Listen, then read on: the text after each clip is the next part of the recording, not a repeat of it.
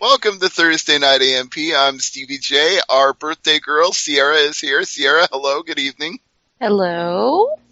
Thanks for coming on. And again, happy birthday for those who don't know. The Twitter handle is 92189, and that was not just a made-up series of numbers. It is the real deal. Yeah, because I couldn't think of any other combination. Just don't put it on your padlock at the gym where everybody's going to crack it. Yeah, I would never do that. That has to be more complicated. I'm very complex. Yes, well, people who've been listening to this show for a long time should certainly know that by now. But let me go ahead and introduce everybody else that's on the line. Abby is here, and she's tired and cranky. Good evening, Abby. Good evening. I'm bound to get whiny after a while, so I'm just going to prepare y'all now.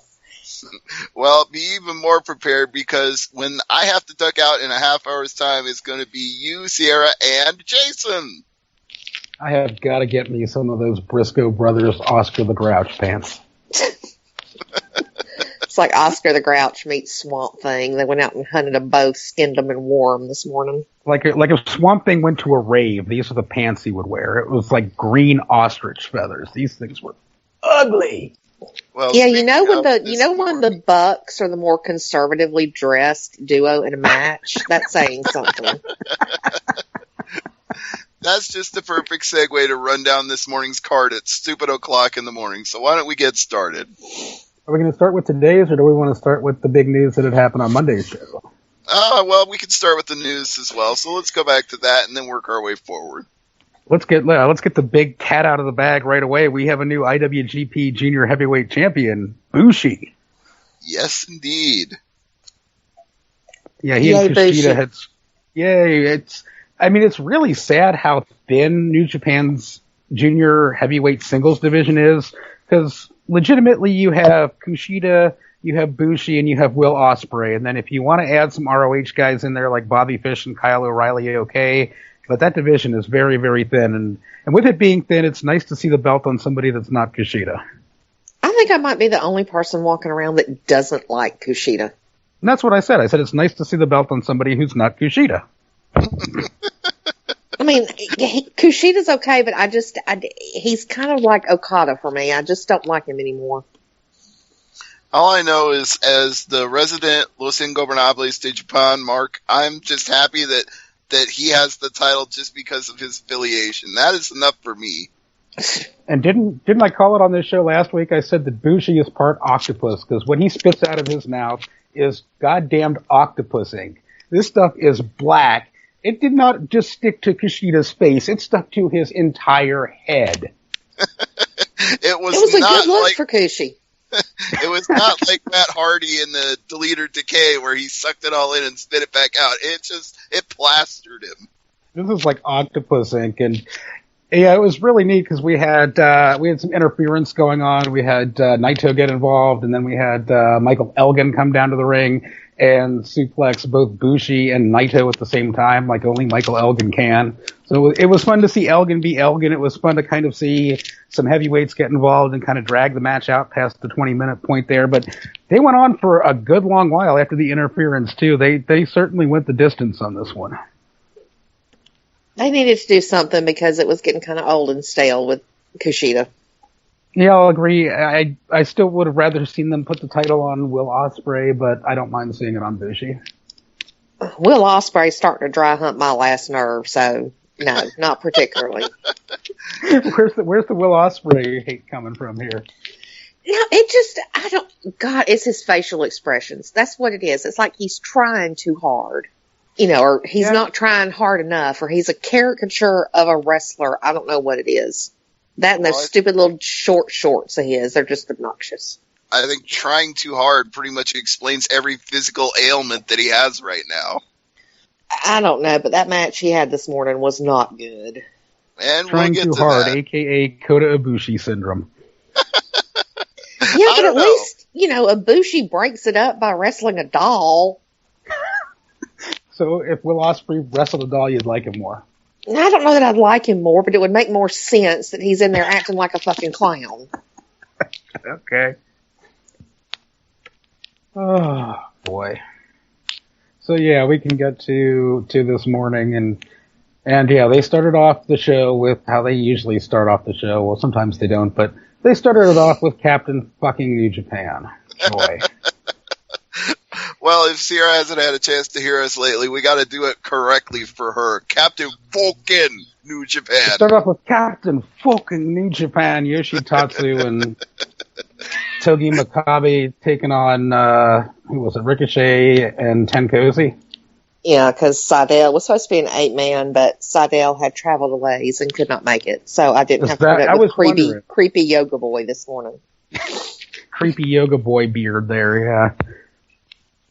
Ugh, just why? Why do I have to ever watch Captain New Japan? It's just like, I hate that whole team. I hate Captain New Japan. I hate Yoshitatsu. I hate Togi Makabe. Captain New Japan he's in there. You know he's eating the pin. Why do we even need to have this match? We know how it's going to end. Because Captain is involved in a damn storyline right now, okay? He's in the middle of a propaganda campaign with Yoshitatsu trying to kick him out of the Bullet Hunter Club. And what a storyline that is. Yes, I know. The drama, it's killing me. I have to know what happens. All I could give two shits less, but, there you go. These days, every time I see Captain New Japan, all I think is Johnny Hallwood or James Ellsworth. He's like the designated local area competitor for any team he faces. James Ellsworth is better than Captain New Japan. He's got more personality. Okay, but he's still getting fed to people on a regular basis. True, but this is how it always is with Captain New Japan. He's winning matches that aren't on New Japan World. Which I'm pretty sure is a sign of the apocalypse. Yeah, one of these days we're actually going to see it on New Japan World, and the sky is just going to fall. Well, that's how I felt the first time I saw Finley win a match. It was like, oh my god, the world's coming to an end. I felt that way the first time I saw Finley in those leopard-printed panties. Well, since we're on the subject of David Finley, he was in the next match. We had David Finley, we had that fool Taguchi, and then we had Red Dragon in there, Bobby Fish and Kyle O'Reilly, taking on Tiger Mask, Tomoaki Hanma, Manabu Nakanishi, and Yuji Nagata. So we had the ornery uncles on one side there. Yes, and poor Shibata was supposed to be in this match, but since his spine is deteriorating, we got stuck with Hanma. And yeah, I'm glad they're giving him some time off, because I would rather him not kill himself and come back and fight. Kill Kyle O'Reilly than, Yeah. Kill himself in a match with Taguchi. Wait until you're healthy to kill Kyle O'Reilly. Yeah. Although I will give it to Kyle. He was like the MVP of this match this morning. All because of that one move. I wanted to ask you, Stevie. With guys like Shibata, who are title holders but who are out injured, what would your opinion be of an interim championship in pro wrestling like they use in UFC? I'm not even a big fan of it in UFC, so don't create an interim title for somebody to hold. Either take it off Shibata or just leave it on him and acknowledge that he's out. Fair enough. But yeah, we had Manabu Nakanishi thinking he was a damn cruiserweight again in this match, which seems to be a recurring theme with Nakanishi lately. Well, he does fine when he goes up to the top turnbuckle and flies. This morning he tried to fly over the top rope to the outside, and it did not bode well because that monster morning breakfast just weighed him down. It's about what you would expect with Nakanishi hitting a plancha. If you know what Manabu Nakanishi's body type is, and you can kind of picture him doing a plancha, it's every bit as ugly as your mind is making it out to be. He got his foot caught. I posted the GIF in the chat. He got his foot caught on the top rope and just did like a belly flop on the floor, and Kyle sold it like he was just crashed into, although he barely brushed his arm. So, Kyle sold it like a champ. He really did, but it was just ugly. I hate to be a stickler for time here, but wouldn't morning breakfast for us be more like the evening meal for them? I don't know, with the amount of food that Nakanishi eats, it would last him all day long. All right, that's fair. That's his shtick, is that monster morning. One continuous meal all day long. That's Nakanishi. Well, then he should actually bring food to the ring and eat it during the match.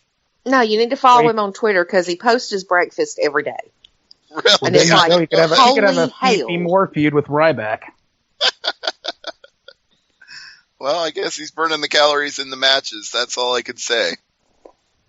Yeah. And Finley, Taguchi, Fish, and O'Reilly's team ended up winning a rather short match, being an 8-man tag that it was. Well, after, Nakanishi crashed and burned, there wasn't really much they could do.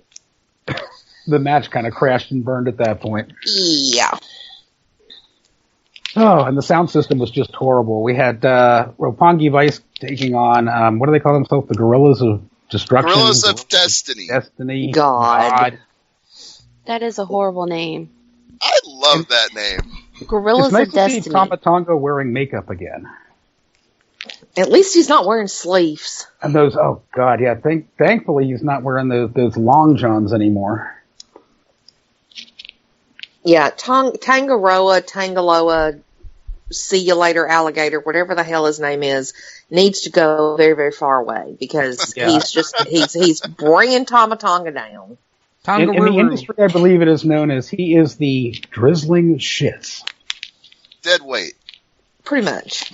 And it's so crazy. I always hear that Tama Tonga's always bringing other people down, but now I'm hearing it's somebody else bringing him down. That's bad. It's his little brother that, I don't know, he just takes some of the shine. Yeah. See, is it bad that I still call him that, even though he's no longer that? No, we all call him Camacho too. Sombra, so whatever. we know him. Like, speaking of Sombra, he wore Los gear for the first time in NXT this week. I found that slightly interesting. Mm-hmm. I'll have to go back and watch NXT. I missed it this week. Yes, he wore the dude in the hat on the back of his vest this week. So, yeah. Last night I came home and knew I was getting up at stupid o'clock, and I'm like, okay, it's like 8:30. I'm going to bed. So I cashed out on NXT. Sorry. I tried. I never made it. That's why I'm in the mood I'm in right now. Well, that and because Roppongi Vice lost, that puts you in a bad mood too. I don't understand why they had to lose. I don't understand. New Japan is doing this thing of teasing melding the junior heavyweight and heavyweight tag divisions, and they need to just do it already. I don't understand why Gorillas of Destiny are in the position they're in. I don't get that either. Yeah. Because they're well connected? To what? Haku. Haku really scares Gato that bad? Hey, if you're dealing with a bunch of angry Samoans, I'd be scared too. They're not Samoans, they're Tongans. There's a difference. Yeah, but still. They're not The Rock's cousins, okay? This isn't Vince McMahon.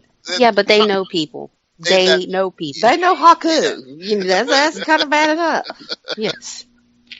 Nobody but wants I don't Haku. think Tama Tonga's that bad. Tama Tonga is a decent wrestler, and he showed that at the G1. He's not, phenomenal and outstanding, but he can put on good matches when he needs to. Tongaroa, not so much.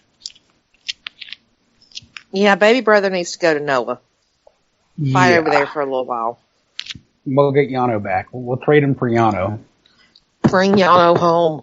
I keep telling Marufuji on Twitter to bring him home, and he started laughing at me. So I'm not really sure if he's agreeing with me or, having fun with the redhead that, Or a little of both. Probably a little bit of both. I hate to be a stickler for facts here, but since Tonga is directly south of Samoa, I don't feel bad about thinking of the two of them as being the same thing. They're close. They're not. They are close, and their language is very similar too. They're neighbors. They're not the same thing. Yeah, they're neighbors. They're cousins. They're not brothers. Yeah, put it that way. But at the same time, regardless if they're neighbors, their cousins, or next door, or they're not, or across the street, I'm not messing with none of them. Because I know I messed with one, all of them are coming. Thank you. Exactly my point. It's like Dean Ambrose saying I'm talking smack. There ain't nobody gonna mess with me. I hang out with Samoans. Anyway, let's move on to the New Japan card, because this was the point in the morning where I was wondering if there was some LSD in the Pepsi that I was drinking. We had Tomohiro Ishii and Hiroki Goto taking on a team of Chase Owens and Yujiro Takahashi. My God.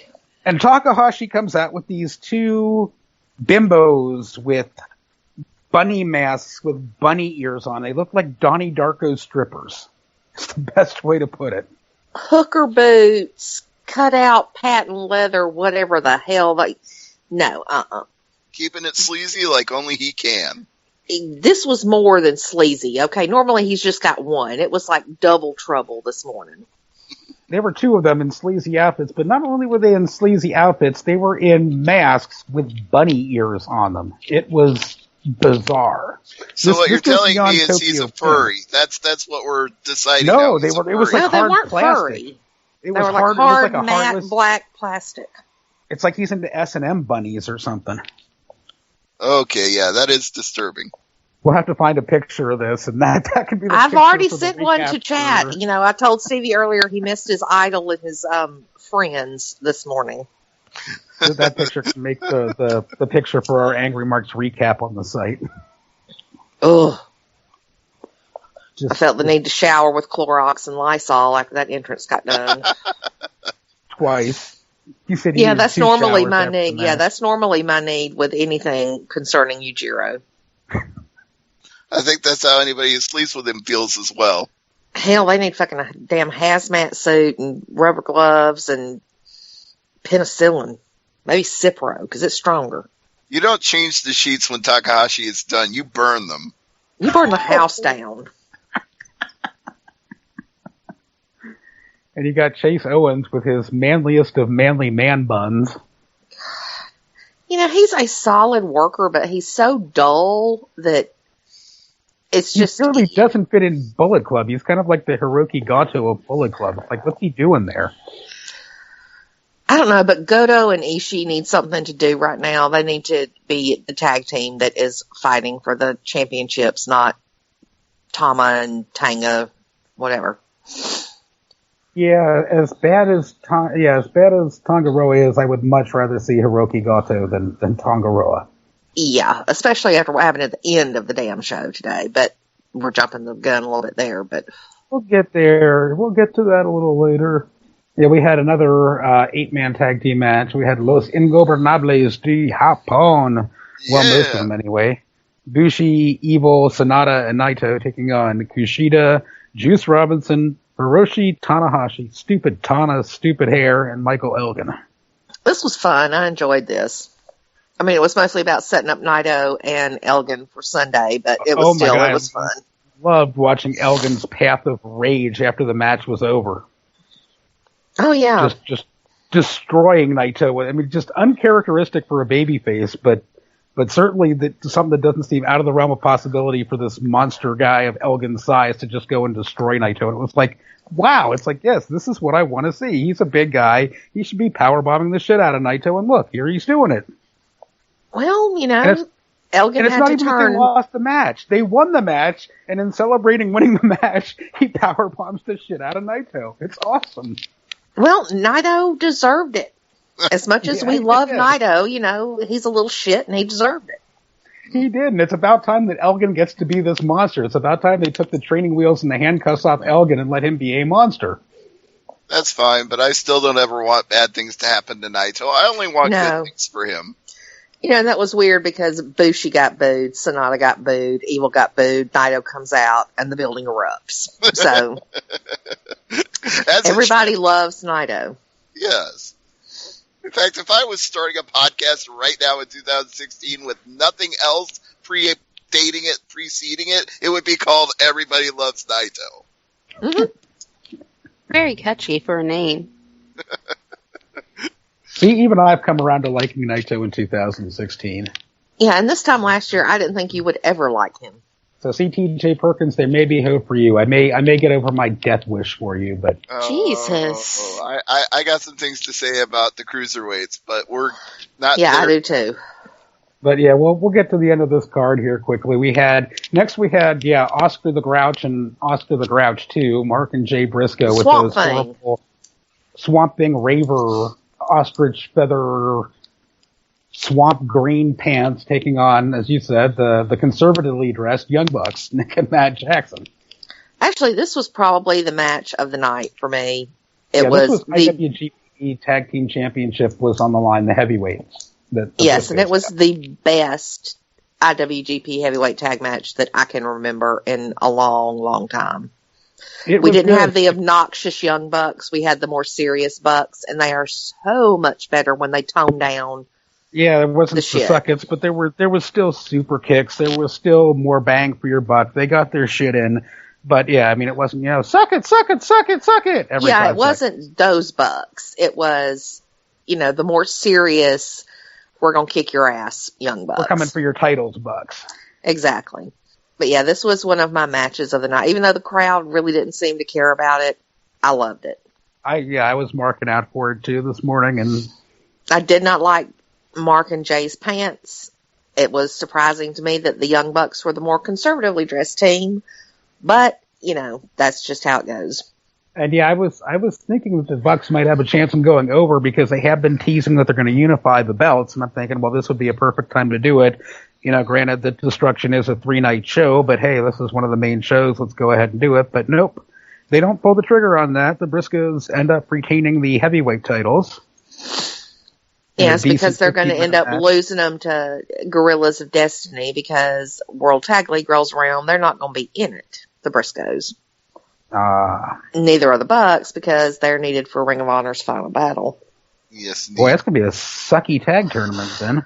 Yeah, why do you think they're bringing in Mr. Ass and guys like him? I mean, he's got to be tagging with Taguchi. Please tell me he's tagging with Taguchi. That would be, only right. But I don't know that I could stomach, a couple of weeks of that. I just don't think I could. If you want to burn the ring, ass men. No. If you want to burn the ring canvas when they're done match, team him with Takahashi. Yeah. Yeah. I couldn't take it then. I would need penicillin from my couch just to deal with that. I'd need to put penicillin on my TV and on everything in my house. Ugh. Yeah, this was a good match, and then the way to kill the good match is to send Tama Tonga and Tangaroa out there to challenge the Briscoes for the belts. Yeah. That killed all the momentum. It's kind of like, yeah, really? The Gorillas of Destiny? Yeah. And then the next two matches I didn't like, but I kind of didn't like them for opposite reasons. We had Will Ospreay taking on Adam Cole for the ROH World Championship. And going in, Will Ospreay is not going to take the big ROH title, so that's kind of like it's like I know how this one's going to end. And then the match after that, we had Okada taking on Bad Luck Fale in a non-title match. And with this one, it's like, well, there's no title on the line, and I really can't get into it. I didn't like Ospreay and Cole. I mean, I like Ospreay. He's good. Cole is really good. They just weren't good together. I will agree 100% on that. I don't know if it was the lack of chemistry or the style that Cole was working, but they just, it wasn't a good match. They're good separately, and they were good separately in the match. They just were not good together. They weren't clicking. It's like when Chris Jericho gets into the ring with, well, anybody. It's just the timing was just off. Yeah, just they didn't mesh well. And Okada, I'm sorry, I just cannot get into anything he does.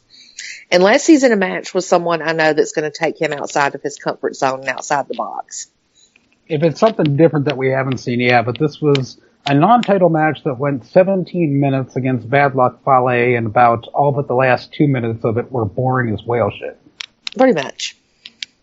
I don't know. Have you ever seen a whale shit? That's got to be a pretty big shit. I'm not sure that would be boring at all. Well, so is Fale. So.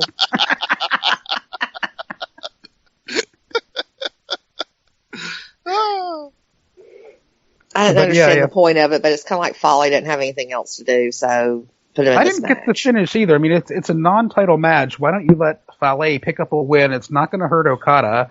If you want to, they'll set up a program where Fale can challenge Okada for a title shot. Okada can win it if he wanted to. Well, the whole point of this match this morning was if Fale won, he wanted the slot at Wrestle Kingdom. And you can't do that because... No, you gotta briefcase it. Money in the bank it with Kenny Omega.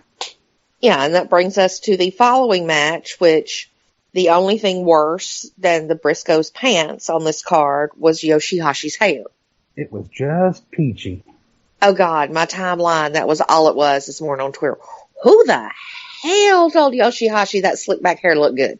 Like, the pink is finally starting to fade a little bit out of it. It's still very not in blonde. The back. It's still in see the front it's blonde, but in the back it's kind of peachy strawberry color. It's not a good look for tacos. Business in the front, party in the back. Oh, that's all he needs is a mullet. That would make it even worse. Give it that God. heads-on look. Who was it? Larioto did he gifted a match last night on Twitter. That was the first time Omega and Yoshihashi met, and I swear Tacos had an afro, and I don't know what was worse, the afro or what he's sporting right now. It was bad. Regardless of the hair, it was a good match. It was a really good match. I loved the match. You want to talk about going the distance? This one went damn near half an hour. This one was 27 minutes, 44 seconds, and it went back and forth and back and forth. And the one complaint that I have with New Japan, though, is the match isn't going to end until Kenny Omega hits his one-wing angel or Yoshihashi hits whatever the hell that driver he hits is called. It's like you can do all the false finishes you want, but this was what you wanted a match. This was what you wanted a match to be. It told a story. You had the heart of Yoshihashi versus, like Kenny Omega said, the talent. And talent you had the heart of Yoshihashi, not just versus Kenny Omega. You had the heart of Yoshihashi going against Kenny Omega and both Young Bucks.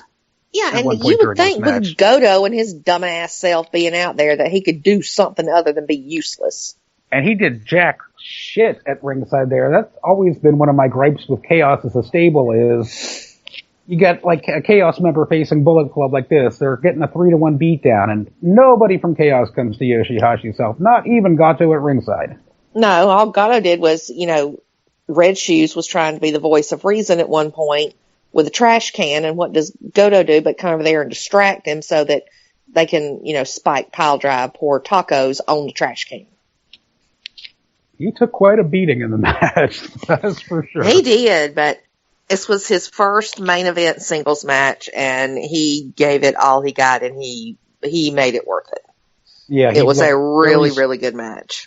He looked very strong in the defeat. With the momentum he had coming off of the G1, he looked spectacular in the G1. He looked spectacular in his win in the G1 over Kenny Omega. They were both my surprise breakout stars there in the G1. And, yeah, he was fantastic in this match, but just didn't win it. And then, after the match, Goto challenges Omega for the Money in the Bank briefcase.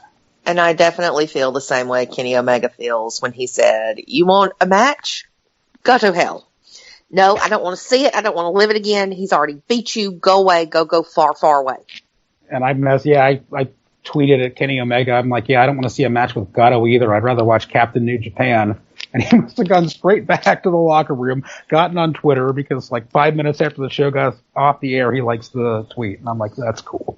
But I do not want to see Kenny Omega taking on Goto. I have no interest in that whatsoever. We've seen it, been there, done that. Send Goto to Noah. I'll tell you what would be really interesting that I'd like to see happen is have Adam Cole take on Kenny Omega. Ooh. I like that idea. In Bullet Club.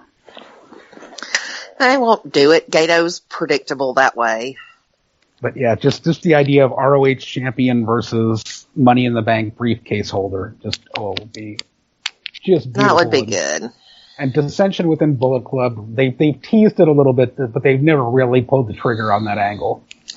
Yeah, but now, it's going to be the Young Bucks and Adam Cole are going to be the next never champions, so.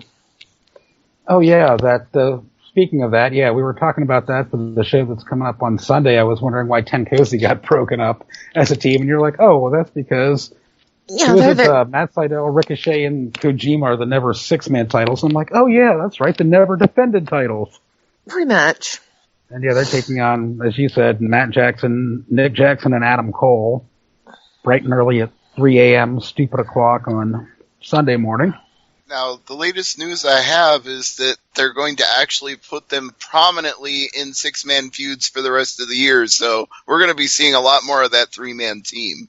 Well, yeah, and that makes sense because Kenny is going to be doing his, G1 briefcase thing. He can't really team up with the Bucks anymore. Right. That doesn't seem like an out-of-place pairing either with as much time as all three of them have spent in ROH, too. It seems kind of a natural association there as well. Yeah, it's Bullet Club, so it should be good. We've I got mean, that it's no elite, but it's the next best thing. At least it's not elite. Fale. It's elite light. Well, Adam Cole is very, very elite, but it's not the original. It's like the elite B team, but yeah. Like I said, at least it's not Fale. So we have that. That's one of the title matches, and I think there's only one other title match on Sunday's card. Elgin and Naito. Your main event for the IWGP Intercontinental title, Michael A. Rugan, taking on Tetsuya Naito. Michael Elegant.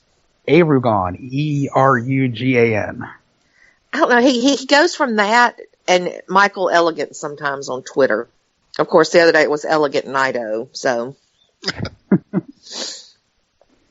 that's one reason I really enjoy following Japanese accounts, because I never know what I'm going to get. The other day, I don't think. Tana. Oh, no, that's Nikki, and I'm no. I've had too many of those things show up on my damn timeline. I don't want no more naked pictures of Tana. I don't want no more naked pictures of Okada. There is a line, and people have crossed it. What about you, Ciara? Do you want any naked pictures of Tana? No. None. See? It's unanimous. They can keep that. I am good without that. Even if I am desperate, keep them. Please, just keep me sane. Or somebody's going to have to come and sedate me. I just don't have the patience. Well, maybe you can keep me sane then, because before I get out of here tonight, I got a rant about the way the cruiserweights are being used on Raw. I am not down with this. Let's throw everybody in a 4-pack match that they just threw up there like throwing shit at a wall to see what sticks. Like, how is this supposed to present the cruiserweight division that they spent months building up on the Cruiserweight Classic? Is it sad to say that I kind of felt like this was going to happen? I did too, but I still held out the thinnest glimmer of hope that they would do better. Well, you were wrong. Yeah, because they've already said that they're going to water them down, keep them grounded, and not do so many flips and flying. It's you're missing the point of the division altogether. That's what made the cruiserweights in WCW so great, was the style that they wrestled. Well, Who are they hiring to book this division? Vader? Well, because he has great ideas. It's not even the thing of watering down the moveset and stuff like that. Like, if you look at that whole roster, everybody's moveset at one point is watered down and taken apart just to fit the WWE style. That's going to happen with anybody that comes in that company. My thing is, and I said to people during Raw, you guys are going to think it's going to be one way, but I already know it's not going to be the way that you're thinking. They've got so many people in NXT that they're still trying to shuffle around and bring up to the main roster, and they bring up a lot of these people and don't know what the fuck to do with them. What makes you think all these great cruiserweights who've been running around on the indies for years, like a Cedric Alexander, they're going to know where to plug him in, or Rich Swann, or any of these guys in, and make them look good and credible? They have no idea what they're doing. I feel like the Cruiserweight Classic was a great thing. It got a lot of those guys exposure, which is also a great thing, because that, one, their indie bookies go up. Two, they get more eyes from other companies that was not paying attention to them. It's a lot of good positive things come out of that. But the bad thing is that they went and did this tournament, brought in all these guys, and put it out there that a lot of these guys might get signed, a lot of these guys not get signed. Mind you, they're still trying to figure out what to do with half the guys they got signed yesterday. They've got way too many people. Like, I think it's just insane to me that, you've got Samoa Joe, Shinsuke Nakamura in your developmental spot. Yeah, don't even get me started on that, because you're still trying to figure out. Please keep them there. Please keep them there. Don't bring them up and water them down. Leave them where they are. I'm glad you said that too, because I feel like Cedric Alexander is actually better off on NXT. Yeah, but the thing is with the cruiserweights, and we knew this beforehand, is they're going to be working both NXT and Raw. Well, true, but here's the thing. I think bringing the cruiserweights up on Raw is a big bad mistake, period. And it's nothing against the guys, because I know those guys can easily do a great match live. They've been doing this their whole lives. They don't need practice for this shit, you know? If you need practice for this shit, then you don't need to be in this business. But that's not the problem. The problem is that they have a 3-hour show. They don't know what to do any week of the 3-hour show. They have the women doing fine one week. The next week, they don't know what the hell they're doing with the women. The one week, they'll have, a tag team match going on, a tag team feud. The next week, they don't know what to do with it. They've got so many guys currently on that roster that they're so going back and forth with. They don't know what to do. Then they got all these people from NXT they keep bringing up and not really pushing them in the best way. Like, if I'm supposed to think Shinsuke Nakamura coming over from New Japan and coming here is this great big deal, right? And NXT, right? And then if you decide to bring him up to the main roster and I don't see the same shit I will see at NXT or being told, he's going to flop. And that's the reality of things, is that it's not always necessarily the guy's fault. It's usually the company's fault and the fans' fault. And the fans' fault is because of the company has done so many things and changes with these guys. So with the cruiserweights, I would have left them in NXT. Let them groom and develop and become a character, be a part of the show, instead of throwing them on Raw. Let that be your secondary singles title in NXT. Yeah, like, let that be something different for NXT. NXT needs something else because NXT is fucking boring right now. It really is. And, I worry next week, especially with this morning. Next week we're going to have Noam Dar come in. We're going to have Jack Gallagher come in. And we're going to have Akira Tozawa come in, who had his last DDT show this morning. Rainbow Sheamus. No, shut up with your Gallagher hate, okay? We know you can't stand him, deal with it. He's good. He's really good. Gallagher is great.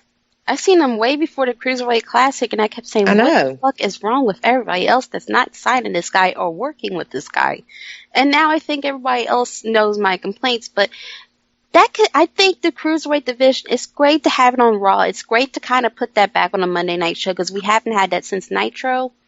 But at the same time, that could have been a new part of NXT.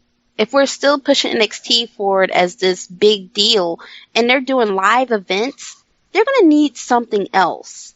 I like where you were going with that here. We're saying you can have the cruiserweights on NXT and then they can get called up because there are guys like Cedric Alexander and guys like that, like Rich Swann, that can get called up and work a heavyweight match too. They don't have to be stuck in that cruiserweight mold. They can work the heavyweight style if they need to. And like you said, they've been doing it their entire lives. They know what they're doing. They don't have to practice. You can just plug them in and they will go. Yeah, I think that they could just definitely add it as another part of NXT. And, NXT is going on the road now. And the one thing that's really disappointing me with NXT is the women's division. The women's division is very bad. And it's not the women that's bad. It's the booking. I was going to talk about that when we get to the card for the upcoming Clash of Champions, too. It's the booking and the effort that they're putting in towards the women. The women, if you look at a year ago, the booking and stuff was great. Now it's like they've less focus on it because they've gotten so, successful with it. So it doesn't matter to them right now. Well, they've also stripped mined it to the point where the only name you have now is Asuka. Right. And they're not creating nobody else. That's they didn't create who they needed to create to step into the shoes of Becky and Sasha and Charlotte, and especially Bayley, Nia Jax, Carmella, Alexa Bliss. They didn't groom anybody to step into those shoes before they called them all up to Raw during the draft or SmackDown. Right. Well, I think they've got something with everybody's favorite Pa Wraith. Thank you. That's who I was just about to say. Ember Moon, the Pa Wraith. They needed to start with her sooner, though. They needed to start with a whole bunch of people sooner to get them ready. That's what I'm saying, is they didn't groom them. Yeah, but it's not just Ember Moon. Billie Kay is a great, credible wrestler. But the thing that is sad about it is that she's been sitting in that NXT locker room for almost 2 years, and if she has not been injured or anything. They didn't do anything with her. They should have started something with her last year. And maybe around this time we could have said, Billie Kay would be great to go against Asuka. But the thing is, they did, but we didn't see it as fans because it wasn't on television. Well, it's not only that, but what I'm saying is they didn't build her up as a character, invest into where we were excited. Like, remember when Charlotte got the belt, okay? And then you had Sasha Banks, who was the boss. We already knew who she was. Bailey. Then you had Becky Lynch. All of them had their characters down packed to where we knew who could actually take this belt. All three of them women could take that belt in that fatal four-way. Now we don't have that. No one can take that belt. Even though Ember Moon's really great, she's been great for a long time. Billie Kay is great. You know, they don't have anybody you could sit there and say, you know what, I wonder how so-and-so would do against Asuka. They're not building anyone, and that's the sad thing, because they're relying on Asuka to, you know, push this division forward on relying on nothing. It's getting to be where NXT is like WWE in a way where instead of doing what they did before with focusing on the wrestlers and focusing on the characters, they're focusing on the brand, selling it. And that's going to be a problem because the brand is not as strong. And the characters are not as strong. I mean, Nakamura is 36 years old with a shitload of miles on that great body of his. He can only spend so much time in NXT before his value goes down on the main roster. The same with Samoa Joe. They have to start building new people up, and they're not doing it. They're bringing in these older indie veterans, the TNA guys, and it's like, you can only depend on these 36, 37-year-old men for so long, and something's got to change. And they're not doing it because they're keeping these new people that are from the indies, that you know from the indies. They're keeping them on the Florida house shows while the A team goes and tours around the country and around the world, and people forget who they are, if they even knew who they were to begin with. You're not getting the same attention to detail that you were getting before. Now it's kind of turning into WWE Light, where we're going to depend on the name NXT to sell the product instead of depending on the talent that we develop and bring in and create and nurture to sell the brand. And it gets stale and it gets old and it gets boring and it doesn't work as well as it did. It could be worse, though. It's like the one positive that I do take away from this is with guys like Shinsuke Nakamura and guys like Samoa Joe, they're not watered-down versions of who they used to be on the indies in Japan. I mean, this is Samoa Joe, this is Nakamura putting on the same kind of matches they did before they came to NXT. Yeah, but how long are they going to be satisfied with staying in NXT? I mean, they invested a lot of money in Shinsuke. They're not getting that money out of NXT. Vince is going to get to the point where it's like, okay, we need to bring him up. Because there's no reason in the world for him to be in fucking developmental to begin with. And you know he's going to be going to Raw and he's going to get lost in the shuffle. But that he shouldn't be in developmental could be said for so many guys. I remember years ago, we were sitting right here with Angry Marks complaining about why the hell is Low Key and Bryan Danielson down in FCW? Why is Chris Hero there? Why is Claudio Castagnoli down there? We said this so many times that it got to the point where it's just like, no matter how many years you have in this business, you're going to be put through that system and taught their way of wrestling, their way of You're going to be brainwashed and made into a cookie-cutter version of what they see as a sports entertainer. And the thing that got you noticed and got you beloved and made you successful on the indies is going to be pretty much stripped away. Well, I mean, they try to keep a lot of guys true to what they are, their character beforehand, but at some point, you know, I always tell people this, it worked great for you in indies, but when you get to that WWE audience, you got to think there is probably 50% of that crowd that does not know anything about the indies, especially if they're children. So you coming out there and, you know, bragging about how many cool t-shirts you got on ProWrestlingTees.com, it's not going to make shit sense to any of these 8-year-olds, or, you know, they're not going to care about you wrestling in Japan or wrestling in Puerto Rico, because that does not make any sense to them, because all they know is what they see on Monday nights when they turn on the TV. So they've got to make these guys like, you know, a carbon copy of themselves, but they have to feed them to those fans in a way that they understand it. Like, hey, this guy has been wrestling for years, like AJ Styles. AJ Styles has been wrestling since the Stone Age, okay? we all never thought that this would happen. And look, he's gotten over well because they took their time with it and they booked him. You know, some things was not great with the booking, but they booked him in a way to where the fans could gravitate towards him. And I think since them seeing that was successful, they're going after these guys like your Austin Aries, who I think had the worst way of being brought in NXT. I'm still confused how you do a roll-up pin on Baron Corbin and then, yeah. Don't get it. But they're going to keep going after these guys because they see that there's value. I mean, Brian Kendrick. We never thought we would see that guy back in the WWE. And look, they know there's value. Yeah, there's value there. They know that there's a lot of guys they let cut loose for a number of years because they didn't have at that time a system that could, you know, work with them. Now I think they feel like they can work with them. It's kind of crazy, but I just wish that the booking would reflect that. But the booking doesn't reflect it, and neither does the response that it's getting on television. And this week, I think it was the perfect example of that when you side by side compare Raw and SmackDown. Raw has got a first brand specific pay-per-view since a brand split coming up on Sunday. And on Monday night, they did nothing to really sell the pay-per-view at all. It was like, let's throw a bunch of shit at the wall and see what sticks. Let's ram Roman Reigns in the main event picture again for no reason at all. Let's put him in a cage match and let's get nasty ass low ratings. So SmackDown, and you have a show that is a good show. It's a solid show. It progresses storylines, you know, huge matches, very well advertised before the fact, and people don't tune in because they saw what was on Raw and decided, well, this is just going to suck, so I'm not going to watch it, or the fall season of television on the networks is starting.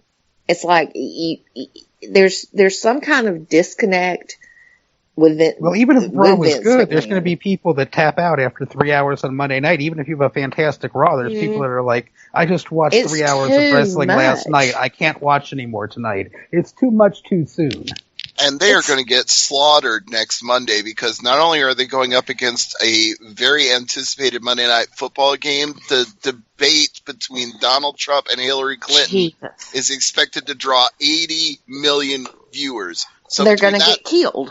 Yeah, they're going to do the lowest Raw rating of all time. I just thought of something.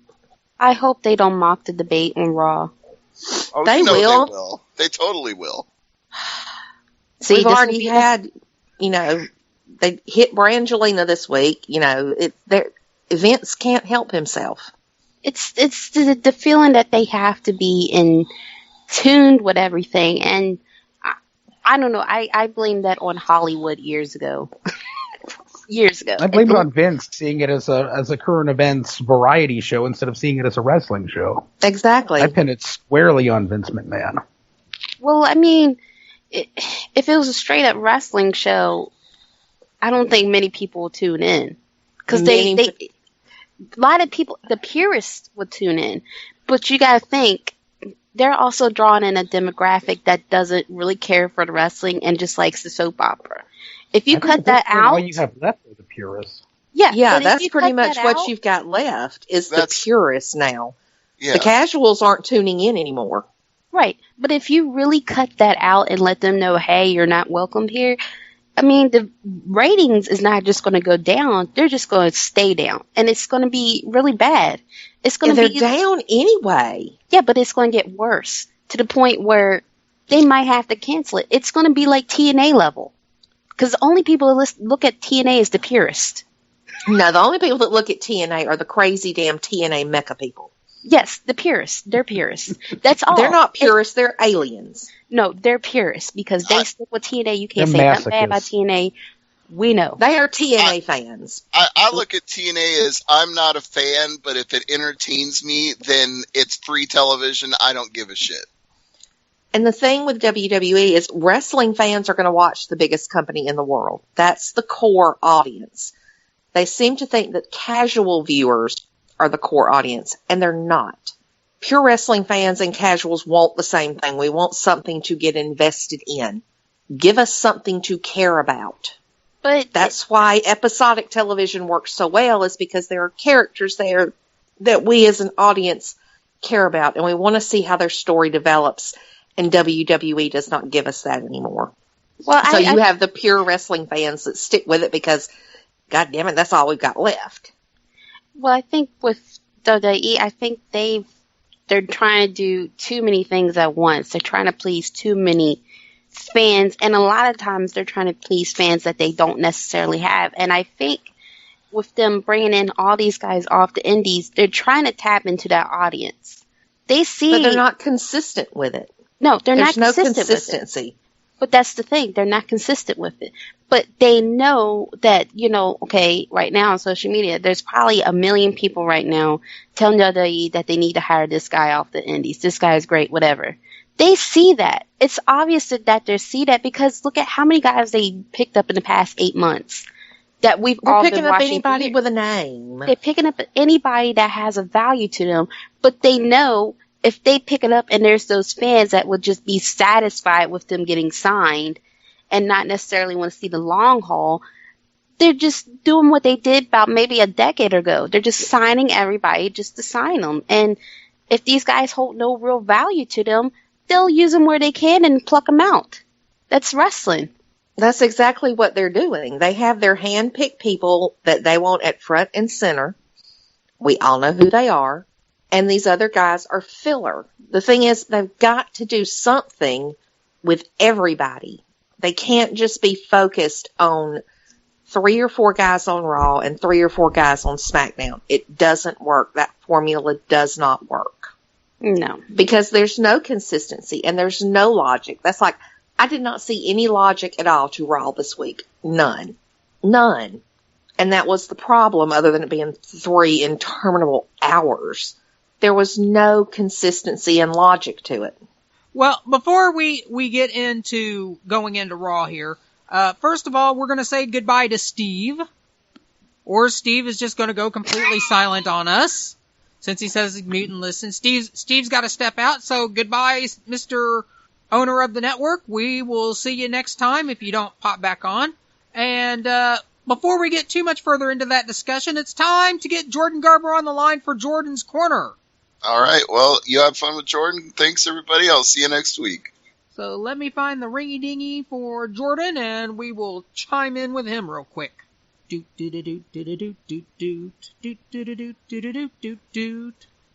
we can always depend on Kevin to provide music when the actual real music doesn't work. Sorry,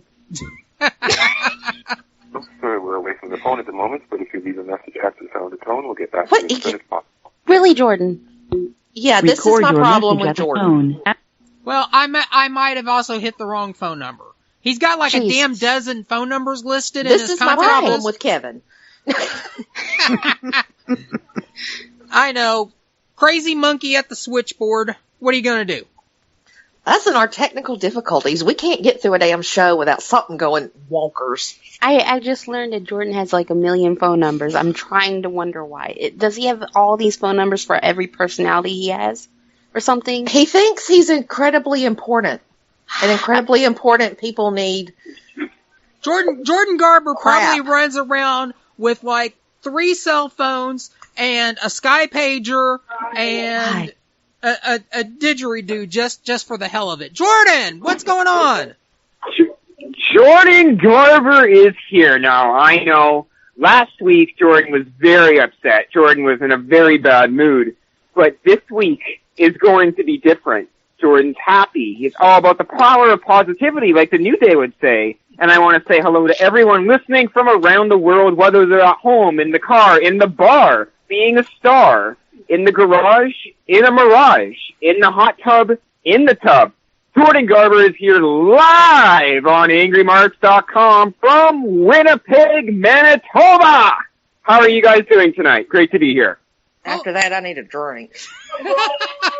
I tried, guys, to do a good introduction, and I really tried to speak to the people, these great fans that make me keep doing what I do. And yes, I am sober. How's everyone doing today? Great to be here. I think we're doing okay. I enjoyed the rhyme schemes. You know, you did like the rhyme schemes. They're perfect. They are good. My friend wants to. Yes. Does my friend want to go on the podcast? Is he allowed on, producer? I suppose we could. What are we talking about?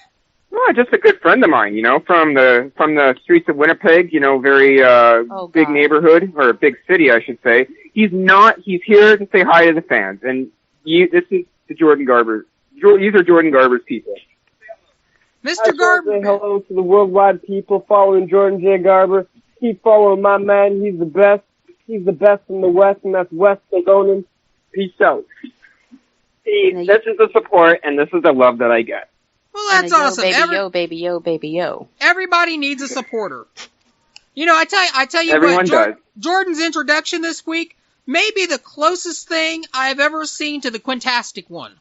I don't know if that's a good thing to say, Killer Kev, or a bad thing to say, but I'll tell you this. It's a good thing. My next week's introduction is going to be just as good as the final deletion, because you will all be deleted. Just kidding. I'll tell you what, it's a lot better than what Bo Dallas has been doing. All right. So what's going on, guys? It's great to be here in all seriousness, and let's talk wrestling for the 5 minutes that I have today. Well, what's been going on with you, brother? This is all about you. What's up? I think all the champions are going to retain, except in the tag division, and I think you're going to see Gallows and Anderson take. So that's my. In the name of all that's holy, please. Please. So, Mr. Jordan Garber, what are your predictions? Well, that's pretty much why I asked you guys. I watched Raw last Monday, but I had to go to a family dinner after, so I didn't. That's why I asked you guys. I've been so busy on recovering and getting back to work and everything that I wouldn't have a chance to check out the matches. But I tell you what I am excited for, and what I am looking forward to, and that is AJ Styles, a former JGW guest, as the WWE champion. I don't know if I brought that up last week, but wow, how cool is that? Good for him. Yep, very much so. So anything else you would like to talk about? So anything else you'd like to talk about this week, sir? What I'm going to do for Clash of Champions is, since you guys brought it up, and since everyone is listening from around the world and does want my predictions, I'm going to go on Twitter, probably tomorrow morning, and I'm going to post all of my predictions on there, as well as the predictions for No Mercy 30.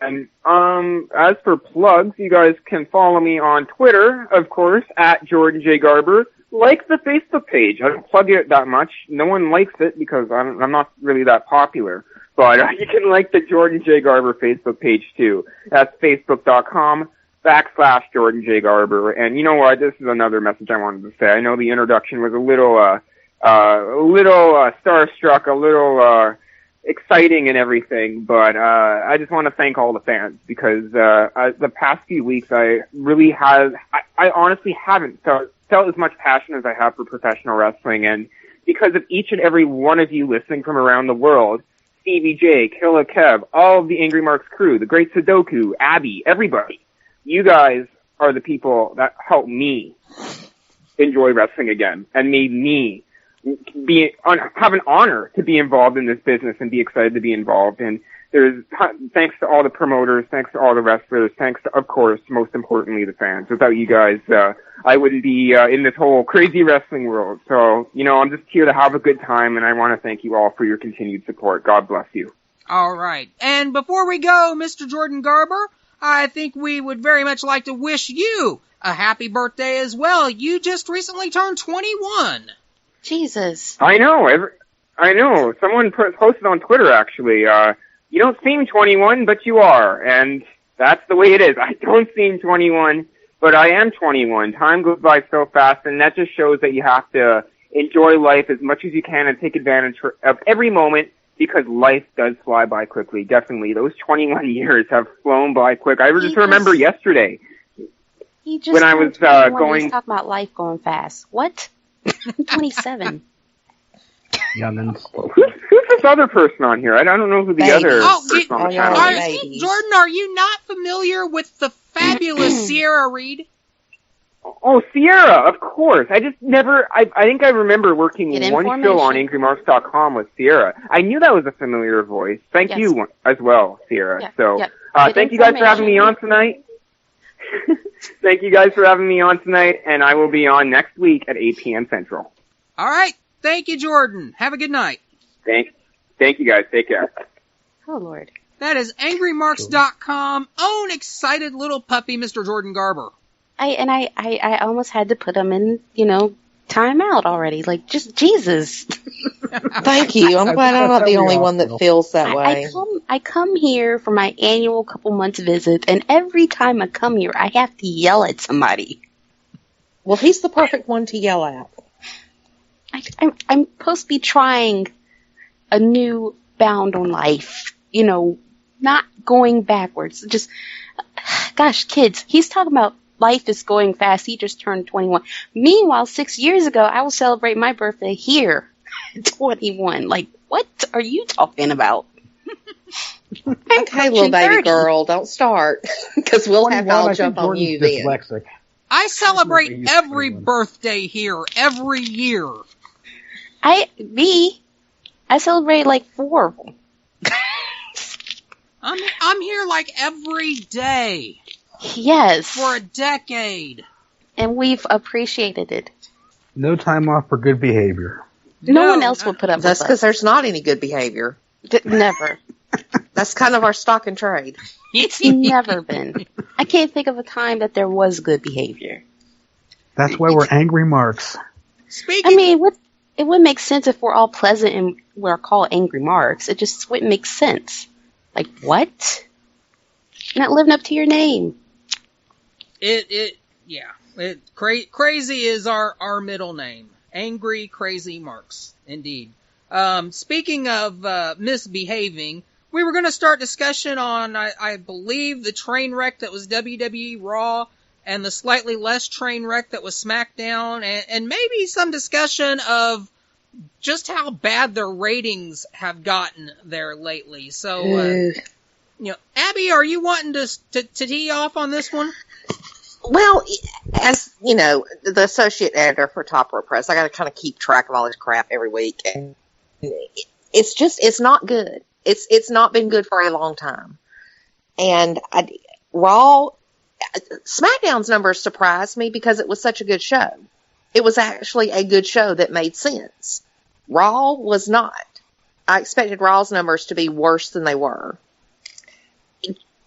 And WWE can say all they want to, that ratings don't matter, and it's the social media numbers now that matter. Well, guess what? They don't matter to USA because that's not paying the bills. Your television contract is paying the bills. Twitter is not paying you. Facebook is not paying you. YouTube is not paying you. NBC Universal is paying you. And they're not paying you to see how many hits you can get off, Twitter and YouTube. They're paying you for how many viewers you can bring into their network, and you're not bringing them in. You're not doing what you need to bring them in. At the same time, though, they're also kind of forcing the hand of the company to make Raw a 3-hour show as well. It's not like they're doing them any favors. It's kind of they're putting in a no-win situation, saying, here's 3 hours that you must fill. Now fill these 3 hours and get good ratings. Well, it's not like WWE's fighting them on it. I'm sure that if they needed to, it could be. They're not saying provide us 3 hours of Raw. They're saying provide us 3 hours of programming on a Monday night. Well, make that other hour something different. Lead in with NXT. Lead in with a show like Talking Smack. Lead in or follow up with something. Or just make Raw watchable. You have the people you need. Make it watchable. It's strange because the same could be said for SmackDown for years. There used to always be it was bad.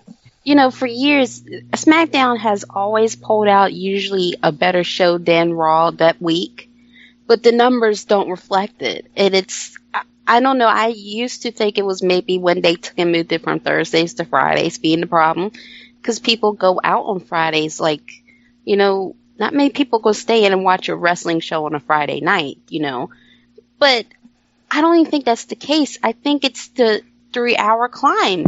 You're sitting through all that, and chances are before you get to the 3rd hour, you're tapping out. I remember I used to say on here when they first switched to 3 hours, I used to tell everybody, if the Divas don't come on by 10:30, I'm clocking out at 10 o'clock. That used to be my time. I would be done with it. From that 2 hours on, the rest of it, I didn't even care. And it's showing you that a lot of people are switching out on that. It's too much. They don't have enough to fill it. That's why the third hour is always the lowest viewership hour.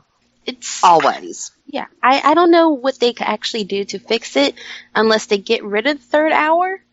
Or if they do get rid of the third hour, that doesn't guarantee that the 2 hours they do have is going to be any better.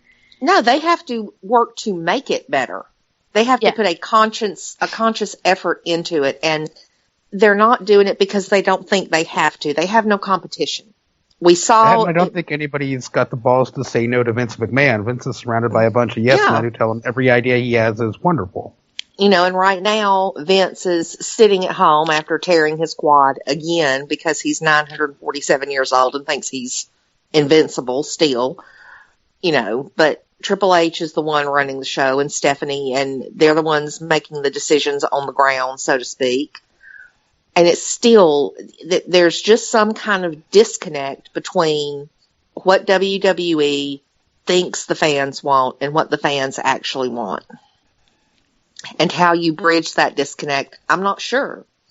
Because SmackDown is getting roughly 85 to 90% of the viewers that Raw gets since they moved to Tuesday nights and made the show live.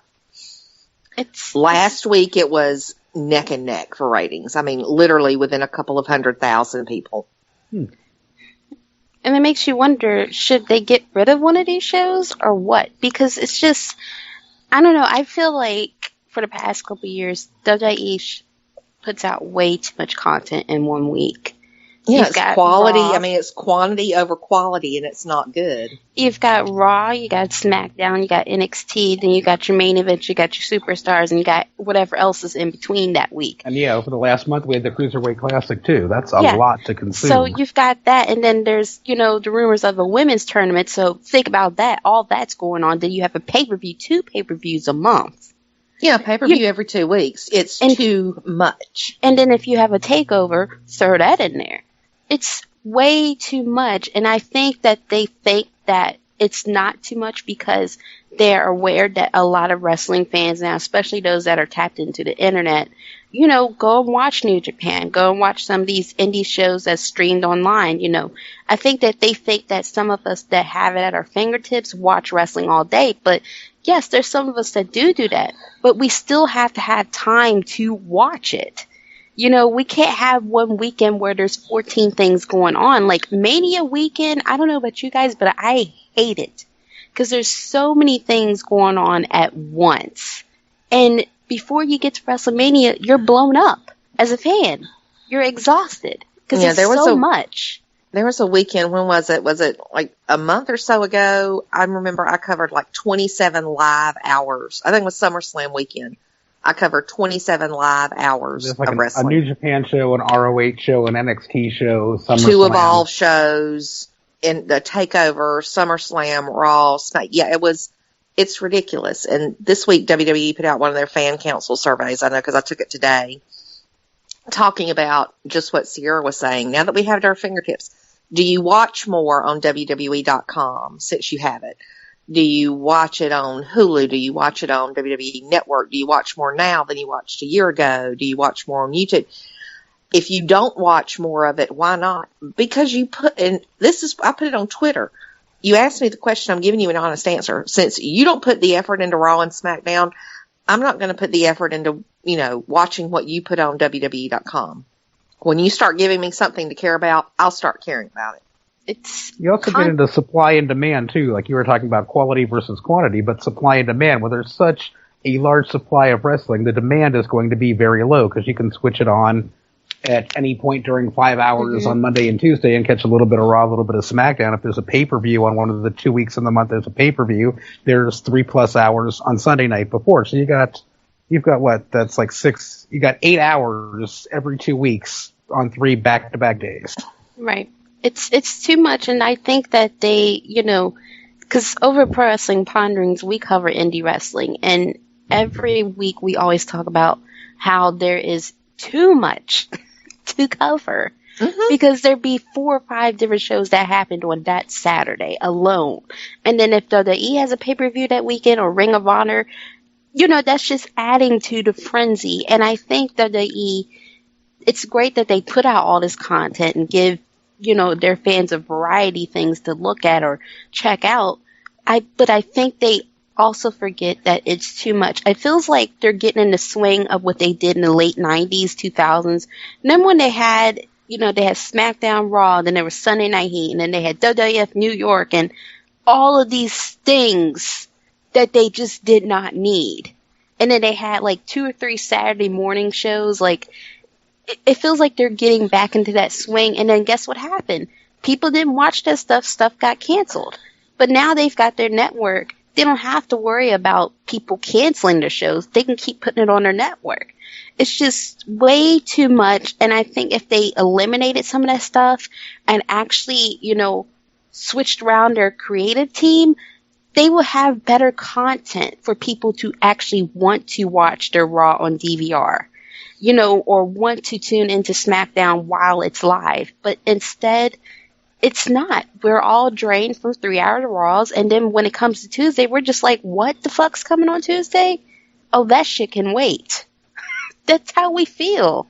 Yeah, and plus the demand is not high because the quality is not high. Right. Back then in the late 90s, mid-late 90s, we had WCW and the Monday Night Wars were going on. Right. That was real competition, and you had tens of millions of people viewing wrestling every week and flipping back and forth because you wanted to see, you wanted to know, you wanted to be right in the middle of it because there was a reason to be right in the middle of it. There's not a reason anymore. But yeah, I mean, even if we could somehow magically go back in time to, say, 1997, and you could put Raw on Monday night, Nitro on Tuesday night, and ECW on Wednesday night, come the end of Wednesday night, you're going to be burned out on wrestling regardless. Right. Yeah, we were all burned out then, too. Even if it's the best wrestling in the world, after 3 to 4 to 5 to 6 hours, you're going to be burned out and not want to watch any for a while. Yeah, but the thing is, that was how it was then. We weren't burned out because the quality was high. You're right. And we were caught up in it. We're not caught up in it anymore. And it wasn't on back-to-back nights either.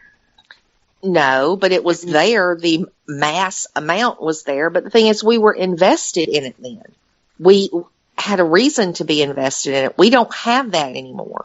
Yeah, we don't have those defined characters that we care about. We don't have angles that last for more than a week or two. It's like society has changed, and we've gotten to the point where we have to have this instant gratification, and WWE has latched onto that. So there's nothing to build week to week anymore. Nothing. They give all this stuff away for free, and it's like there's nothing that's important. Right. Nothing has a lasting effect, for one. And then, two, it's, as a society, we've all become detached from a lot of things, especially things that are supposed to be important to us. Like, they can throw a storyline out there on Monday night, and by next Monday, it'll be like it never existed. It's because, they're trained to the thought, and society has helped shape this to where we want this, we want that, and we want it right now. That instant gratification. And if we can't have it right then and there, we'll look at it and we'll adore it for that 5 minutes, and then after a while, we're done with it. We don't care. And they're doing that with their audience because they're being trained that way to thinking that it's okay. And then you've got some fans that do think, like, I deal with it a lot on social media. I see a lot of fans that go from, it'd be a new storyline that got introduced this week, okay? Within 5 minutes, they already made up their mind that this sucks without letting it go somewhere. And then if they see that happening with the fans, then they'll say, well, this does sucks, and get rid of it. And it'd be a great thing. We don't get to latch onto it. They've already canceled it and moved on to something else. And, that's a cause and effect that we've all created. And now I remember on Monday nights turning on Nitro first, because that was on first. Then switching over to Raw, and then seeing that it's nothing going on, switching back to Nitro, and being like, well, I don't like this match, switching to Raw. And then, by Wednesday when Thunder came on, Thunder was the drizzling shits at times, but, I still felt like at times, but, I still felt like there was something there for me to watch. Yeah, it was still part of this ongoing war that all of us were in the middle of. Like, I remember on Thunder, like, especially in their dark days, it just got so bad. There would be times I turned on Thunder, Sting's coming down there with a bat, and I'd be like, well, what the fuck happened between Monday and Wednesday? Like, what is the problem? But or I would Scott be Steiner's so in the back beating up a plastic duck. Yeah, or Macho Man is running around for no reason. Like, it would just be those moments you're just like, wow, what's going on here? Now when I turn on wrestling, even to TNA, I'm like, okay, I don't know what's going on. I don't want to know. Let me change the channel. That's my first thought. I don't want to sit through the drizzling shits. I don't want to. I want to get away from it. And I think it's because there is so much, and you were saying that about the indies being so much. And I think we're in a unique position because I write for sites. I, manage and edit sites, and doing that, it kind of takes away from your enjoyment as a fan because you got to sit here and analyze it and cover it. And at 3:00 in the morning, watch this show from New Japan and write it up so you can get it out there and get page views for your site. And then the next day, watch a streaming live show from Progress or Rev Pro or What Culture. And then watch another show from Japan. And then watch the CMLL show. And then watch Clash of Champions. And it's like, my God, it is so much. And it all just runs together and nothing stands out. Nothing grabs you by the throat and says, this is something I need to care about. No, it's all for that moment. I feel like everybody I feel like when Jeff Hardy was in his heyday, everybody brought a Live for a Moment shirt and are doing that now. Because I swear to God, within a month, you'll see the same guy wrestling 15 times on every indie show. And it won't mean nothing. No. I mean, in Evolve, you have them putting on 2 or 3 shows a weekend, not a month, a weekend. Where's the uniqueness? Where's the specialness? Where is that intimate feel you get from the indies when you're jamming it all in to this weekend? It'll be the same way Survivor Series weekend, WrestleMania weekend, SummerSlam weekend. It's gotten to where the indies are competing with WWE and WWE's competing with the indies, and let's see who can put out the most stuff, and everybody's just getting tired. Yeah, there's a couple times of the year I get, Wrestle Kingdom I get excited for, and Dominion, I'll get excited for those, but that's... Well, yeah, but we're different because it's New Japan, and it's not as saturated as other things are. They don't oversaturate the market like they don't have WWE. Weekly television, so to speak. They'll televise some house shows, and then they'll televise the pay-per-views. But hell, by the end of G1, we're sick of it. Oh yeah, by the end of G1, it's just like, okay, because you've just gotten through with G1, and like a month and a half before, you just had Best of the Super Juniors, and it's like, it's the tournaments when it's every other day. Then you see that it's too much. And I think that's what we're all kind of saying is this instant gratification when there's no time taken to really build up angles and storylines. And you've got 47 hours of wrestling during a week you got to deal with. It's not like when we were kids and you literally saw an angle build up and play out over 6 months. And they took the time to build the characters and build the story and tell the story. And everybody was so invested in it. That's like when Last Battle of Atlanta came out. Last Battle of Atlanta came out.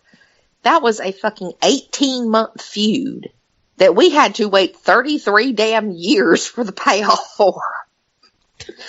And everybody loved it because everybody was so invested in it.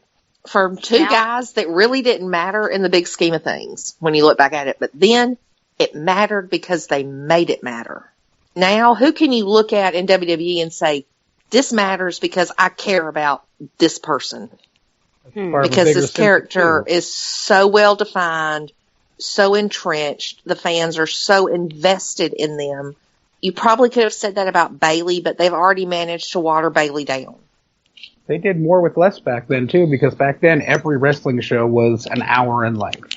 Mm-hmm. AWA, an hour. World Class, an hour. The WWF show that was on Saturdays or Sundays, whatever day on the weekend, pre-Raw, an hour. And they would make that hour work. The NWA Power Hour has hour right in the name. And then you look at Ring of Honor now, and they are probably the worst when it comes to angles and storytelling, but the best when it comes to actual wrestling. I don't look at Ring of Honor anymore. They pissed me off a couple years ago. Well, they bore me, honestly, but they have the best wrestling. The action I never will complain about. It's just the Ring of Honor, I know I'm going to upset some Ring of Honor purists, but oh well, you'll be fine. They are not the best company to try and do soap opera wrestling. No, they're not. No. And they're trying to tap into this market because they've got television, they got a big corporation behind them that's shelling out all these dollars. Great, fine. Get your money where you can. But you guys have never worked right in this style. It didn't work well on HDNet. And now you're really trying to go for that style with 1 hour programming. And the disconnect with the television show and the pay-per-views really bothers me. And that's one of the main reasons why I drifted away, because how am I really supposed to be excited for a pay-per-view that weekend if your television show is not reflecting anything about that pay-per-view and why I should care? Yeah, because you taped the television show 2.5 months ago. And and the taping, all that, I think that's very bad, booking wise, to tape shit 2 months in advance, so far especially away. in the age of the internet, yeah. Yeah, and then when we get to the pay-per-view or the week of that's supposed to be that pay-per-view, the show that I'm watching is not leading me into the pay-per-view. Instead, it's leading me into next week's show, which is just look like another wrestling show. Mm-hmm. It's terrible disconnect there. I don't know who comes up with the ideas. It's terrible. And then that would be Delirious. Well, we need his goddamn, his name says there it all. There you go. Exactly. If you've ever seen Delirious, it explains it all. And then with the women and the things they're doing with the women, I'm supposed to think that they're having this women's division all these years, but I don't think that's a thing. But, it's just so much with them that just does not mesh well, and they're losing a lot of fans. Like, the only time I hear about Ring of Honor being talked about is when there's a pay-per-view. I never hear anybody say anything about their television show. Mm-mm. Really don't even hear nothing about the tapings anymore. It used to be everybody knew what was going on at the taping. It's because people have drifted away from that show. But they're going to keep putting that show on because they got that money, and that's what's going on with these bigger companies. TNA has been terrible for years. Everybody knows this. But because they keep finding people with this money, they're still going to put it on TV and still book it as what it is. It's just never going to get any better. And it's sad that I have to go out of my way on the internet to find a product to look at as opposed to turn my television on. That's where we are in this day and age. You've got multiple streaming sites where I have to look at things as opposed to turning on a USA network. I have to go over to high spots. I have to go over here. I gotta go to Smart Mark. Like, what? And see, that's my problem with the network is I'm kind of the exact opposite. I will pay for a streaming service if I get wrestling. I don't want a streaming service that gives me Swerved and Holy Foley and shit like that. If I pay for a streaming service for wrestling, I want wrestling like Progress and Rev Pro and New Japan. New Japan World, yeah. I got a big question. If anybody from WWE is listening, if you're going to be putting up these old ass shows on network, I have a problem. Why isn't Confidential on there? Because I don't think that was a great show. That was my jam. Saturday nights, yes. That and like Round Table, the Legends Round Table. All of those are good. Holy Foley is bad. And I feel like it's supposed to be bad. But it's just, I don't know anybody that's sitting there actually looking at that. Like, please upload Confidential, please. Because, like, I missed that show and I was pissed when they took it off TV. Because I used to watch that every Saturday night after Velocity. Okay? Go off Velocity, Mean Gene comes with the tea and tells me everything that's going on. Okay? And I'd be sitting there like, really? I don't feel comfortable listening to this shit. but I'm going to sit here and watch it anyway. You know, I remember the episode Regal was talking about his lizard humped his wife during nighttime. I'm like, really? Is this the type of shit y'all be doing? Like, come on, give me Confidential. I won't complain about shit. And upload the rest of Nitro. They've got all these tape libraries and things like that, and I think they're missing out on a great big audience that the nostalgia factor would really play into. And even like you said, the stuff like Confidential, the Legends Roundtable, Velocity. Sunday Night some Heat. of this old stuff, this campy shit that they used to have that we thought was so stupid at the time, it was really kind of good. Yeah. That's why stuff like Primetime Wrestling, get that shit back up there. Put it up there for us to see. Like, it's... You've got it all. Utilize it. It's not going to cost you a damn thing to put it up there. They have this, it's weird. It's like they want to escape their past, but they can't. It's right there. I don't get it. I just want Confidential. I don't want shit else. Give me Confidential. I really don't look at anything on a network if it's not a pay-per-view or Nitro, and then I get mad because the rest of the Nitros are not up, and then I'll be like, well, why haven't they uploaded Thunder? So I don't look at anything else but old shit. Other than that, I don't care about Swerve and... No, I don't like any of that stuff. I like the old stuff. Like, I don't care. Like, and I've already seen all the old stuff that they got up there, so... Like, I would rather them upload the, WCW one time did a Nitro Girls special. Upload that over Swerved. Because, come on.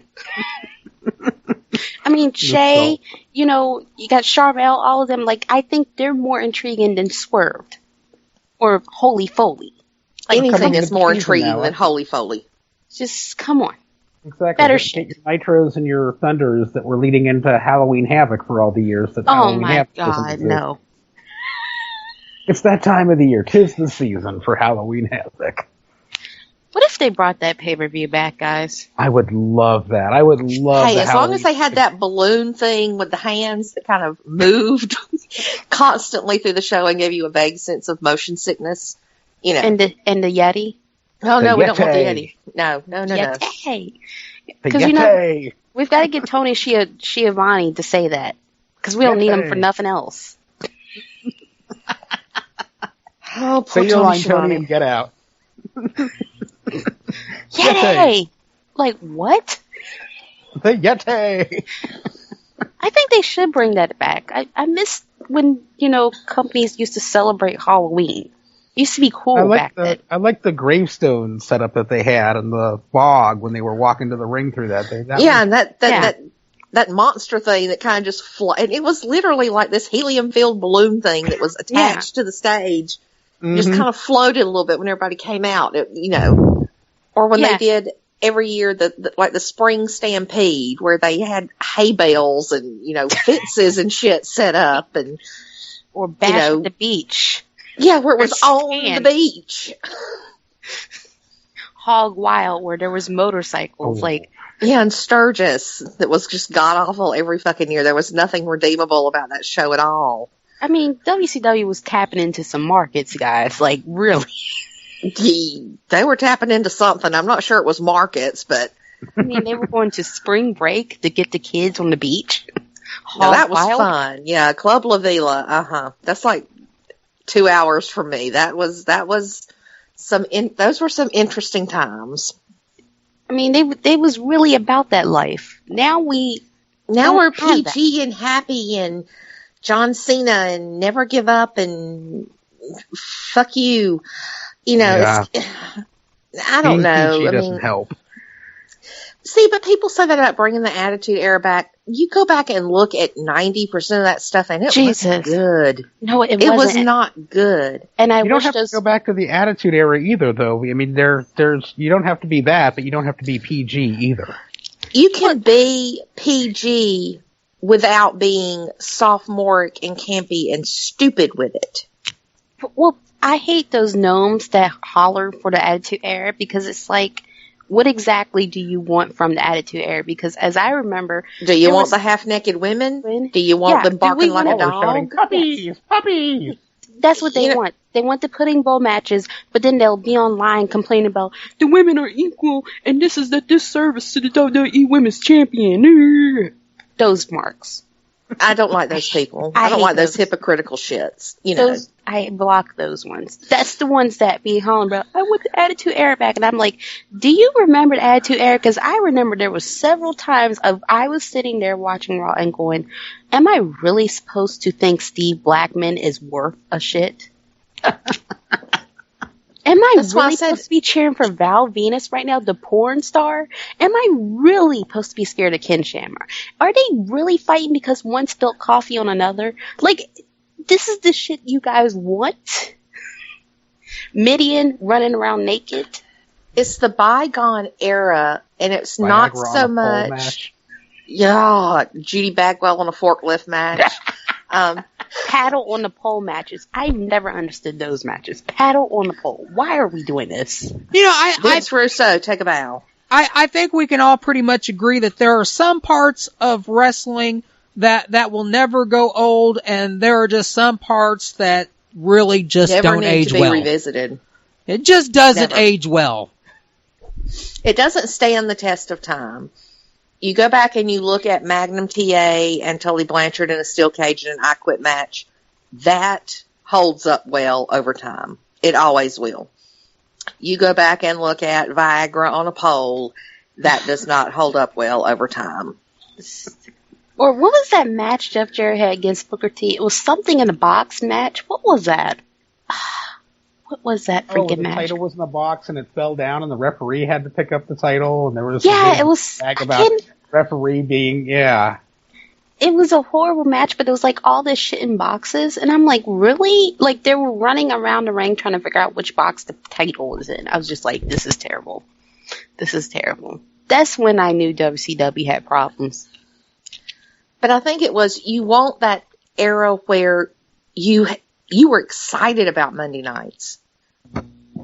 It's not so much you want the content back, because the content was not good for the most part. You want the feeling of investment. You want the excitement. You want I can't wait for Monday night to get here because I want to know what happens. I want to see what they're going to do next. And these days you don't have that. And you know it's sad? You know it's sad? Like, I've distanced myself from television programming for a while. But you know what's so sad? That, like, I can look at the television and not feel like I should be paying attention to it. But this week, they come out with all these goddamn announcements for 2K17, and that's the only thing in reference to them that has me excited. Like, I don't care what you're doing on television because you suck. But your video game, that's a big investment. Like, they're booking their video game way better than their television. I mean, I'm getting Jacqueline and Ivory here. Craig, because it takes you back to a time when you were excited. Yes. And it harkens back to when you were invested in part of it. We were all part of it. We're not fucking part of it anymore. Yeah, like, I feel like it's just, you know, they got the new characters in the game. Like, this year's NXT is supposed to be a bigger theme in the game, which is so cool, because you got Asuka. Like, it's more fun to me to think of what it's going to be like to have Jacqueline and Asuka in the ring together than turning on Monday Night Raw and trying to figure out what the hell they're doing with Roman Reigns. Like, it's just such a big disconnect there, and I don't think they realize it because they're so hardworking and they're too much involved in it to see it. And they need somebody to, you know, tap them on the shoulder like, hey, this is a problem here. This is a big problem. I think that more wrestling people should be doing the wrestling show, and the Food Network people should be doing the Food Network shows, and not the wrestling shows. Can I use that as a transition point? Huh? I said, can I use that as a transition point? You're talking about the wrestling people being on the wrestling show. I've been hearing rumors that after this Best of 7 series, Cesaro is going to be heading to SmackDown. I mean, when I say the wrestling people doing wrestling shows, I mean people that are actually know wrestling, writing the wrestling shows, instead of people that used to write for Food Network writing the wrestling show. Mm-hmm. Just think how much different things could be if guys like Jake Roberts and Paul Ellering were on the creative team with some of these younger people that are entertainment writers, where you had people that knew wrestling and knew how to get over, working hand in hand with some people with fresher ideas. But see, they have two people right at their fingertips, and they never used them. Paul Heyman. They have Eric Bischoff. Paul Heyman kind of burned his own damn bridges. Yeah, but what I'm saying is, if they really wanted that, Paul Heyman is always full of ideas. You got Eric Bischoff sitting around not doing anything. Put Chris good Jericho. God, leave Eric Bischoff in the fucking mountains. You've got that'll be like bringing Russo back. Yeah, but what I'm saying is, he has a wrestling mind. They need more of that, and clearly they don't have that. That's why him and TNA didn't work out, because he was working with a wrestling mind. They were working with a dumbass mind. So that doesn't go well together, And Eric Bischoff was working with a 90s mentality and Hulk Hogan's ego. Right. But they were trying to recreate Nitro, and you can't do that. But you need people, and Heyman, I think, falls into the same category because he shoots his own self in the foot. And he and Vince Russo kind of fall into the same category as far as they have burned certain bridges with WWE, and they don't want to go back to it. WWE doesn't want to go back to it. But you've got guys out there that have all of this knowledge that could be tapped into for certain things. But they have people on their roster that have knowledge. But the thing is, I think the scary thing for them is, like we were just saying, is I think it'd be cool if they were to get ideas from Chris Jericho. He's been there for a long time. He's been in the spotlight for a long time. Maybe he can figure out some good things to, put to the table for some of these guys. I would much rather have him behind the scenes than in a ring, too. Yeah. And you got Daniel Bryan. I mean, think about that. Chris Jericho, Daniel Bryan, and, a couple of guys just, Daniel Bryan wants to be in the ring, not... Yes. I think Daniel Bryan is on a slow burn to getting to the point where I'm getting the fuck out of this company or I'm going to lose my mind. Yeah, but what I'm saying is, you've got a lot of guys that's been in the ring, in the business for a long time, that are able to share the creativity to make things different. But I think the reason why they don't reach out to these guys is because of the fear that, they're just only going to push for this 90s attitude or 80s wrestling way, or, some guys that's been in the business for a long time get jaded and might come up with something totally terrible. And they're trying to can't be worse than Vince. Audience.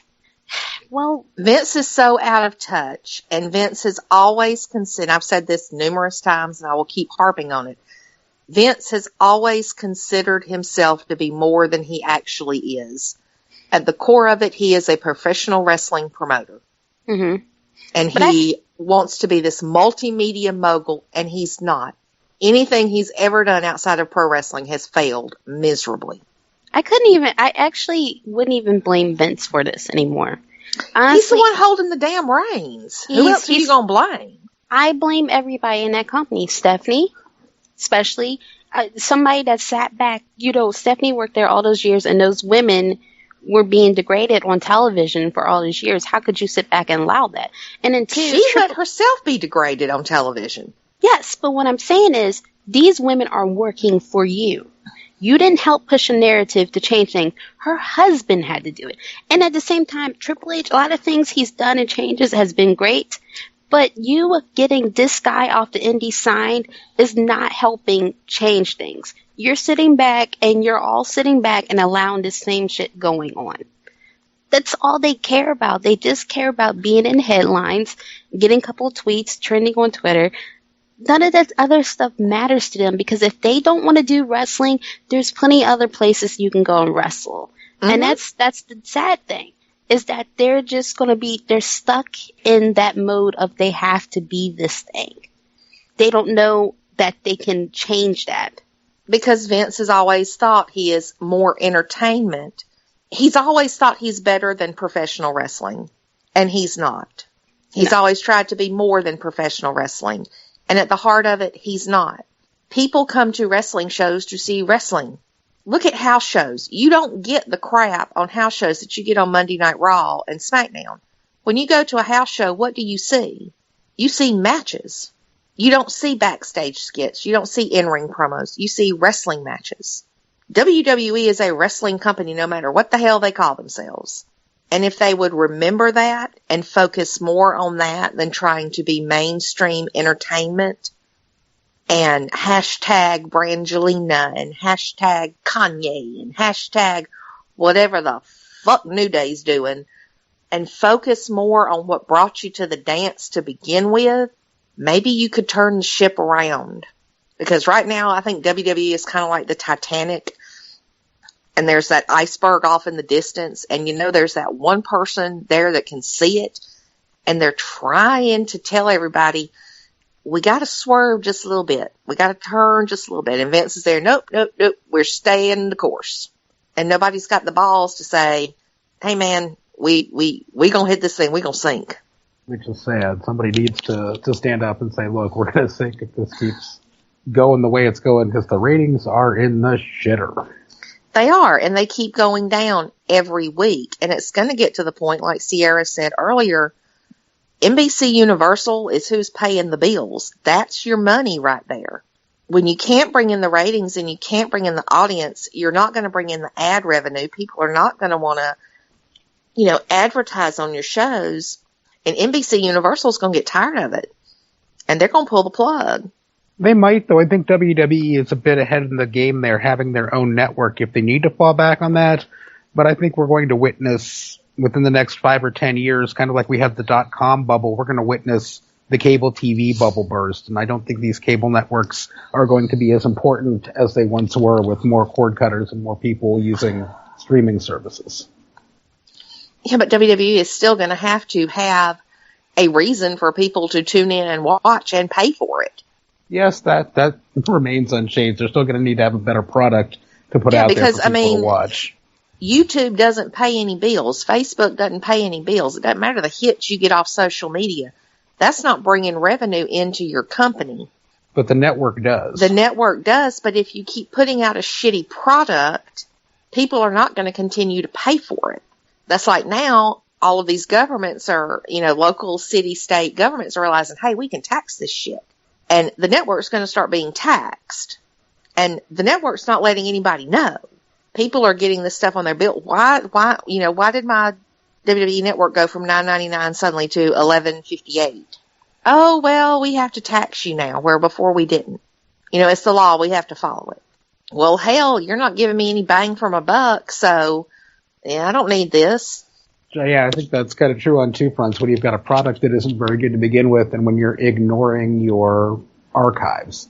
Because I think that would be a less bitter pill to swallow if they were constantly updating the archives and putting content there to be consumed.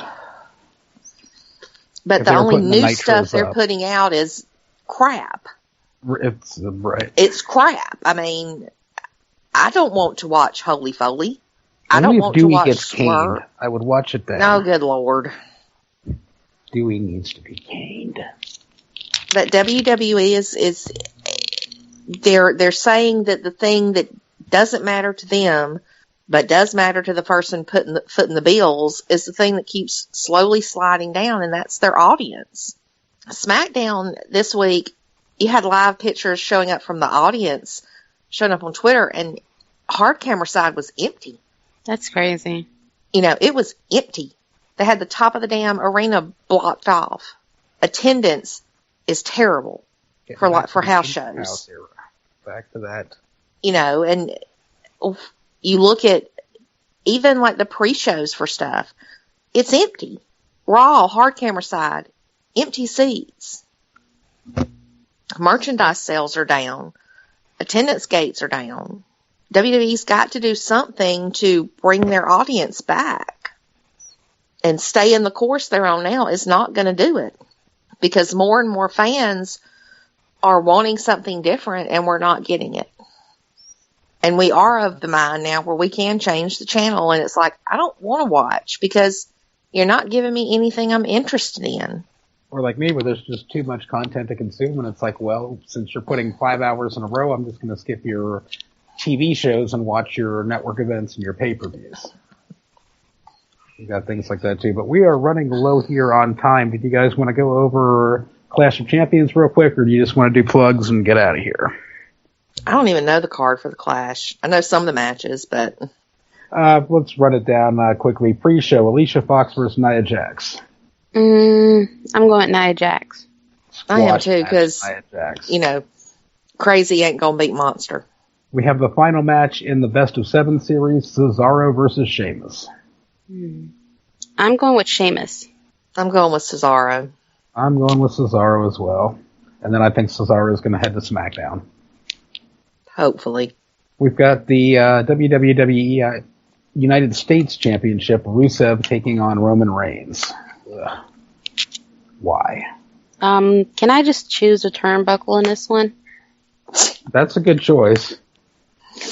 That's where I feel like I'm safe at. That's my safe spot.